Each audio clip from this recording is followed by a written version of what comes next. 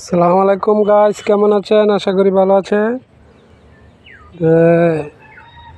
আমার নিজের গ্রাম, নিজের এলাকা, যে ছোট্ট যে খালটা দেখতেছেন, এই খালে অনেক মাছ আছে।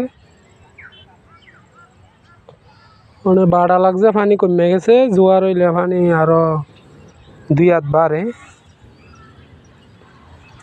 বাড়ে আর কমে। এরি ক্ষেত শুকিয়ে গেছে।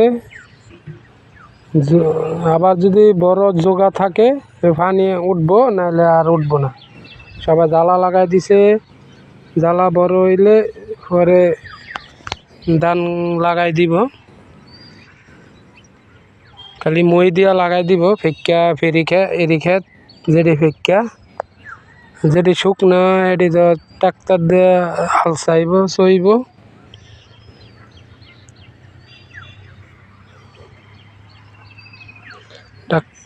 ট্রাক্টর দিয়ে চইয়া ঘরে লাগাইবে কি।